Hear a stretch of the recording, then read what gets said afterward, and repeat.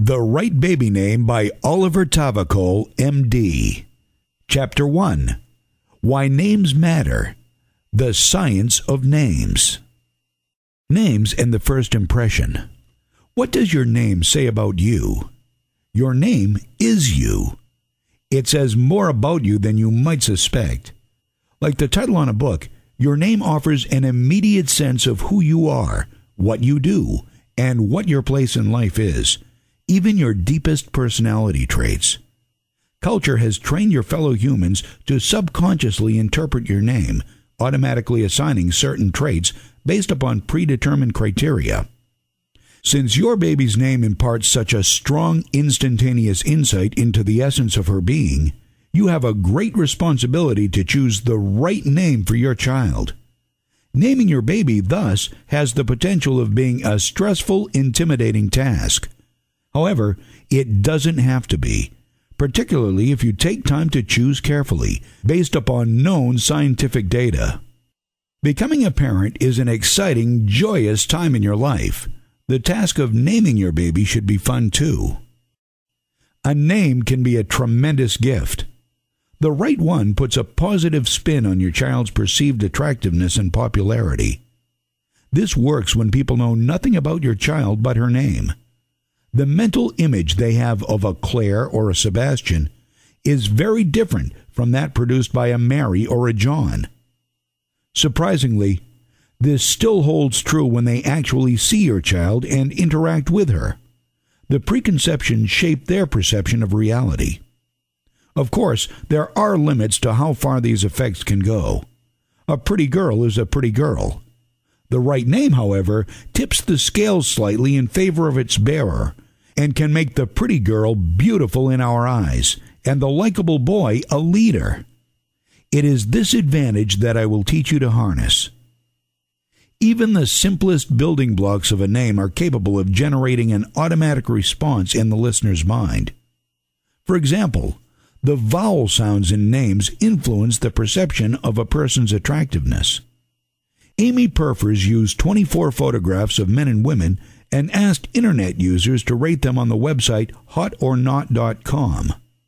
Their alleged names were prominently located in the corner of the photograph, and each photograph was posted multiple times with names that differed systematically in vowel and consonant type.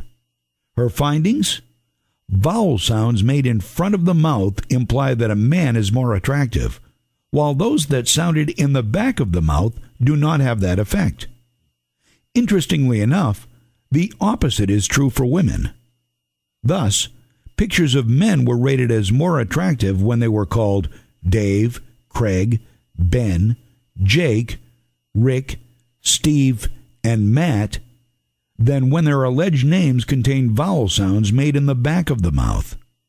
And pictures labeled Laura, Julie, Robin, Susan, and Holly, names which contain back vowels, were chosen as pretty when compared to the same pictures bearing names with vowel sounds made in the front of the mouth. There are more complex phenomena to consider, though. Social expectations and stereotypes in particular play an important role. To illustrate, in another experiment, Gary Garwood started by having elementary school teachers rank names by their perceived desirability. He then handed them essays that had the same scores on previous anonymous evaluations. Now, the teachers learned the names of the authors which had been randomly assigned. What the researchers found is remarkable.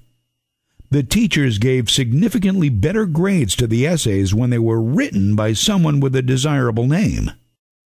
It is important to understand that these mechanisms work only in the name's home culture. Why?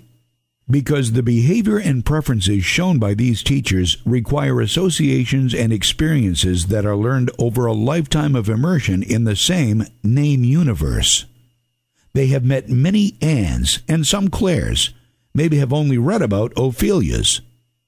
From the sum of these experiences, the context in which they happened, people form the preconceptions that give your baby a head start or a disadvantage. Although the associations and goodwill a name evokes are constantly moving targets, it is possible to approximate them. Chapter 2 will give you an overview of the factors you need to consider, and TheRightBabyName.com can give you an up-to-date assessment. However, let us first examine what the effects of your chosen name may be on the most important person of them all, your baby.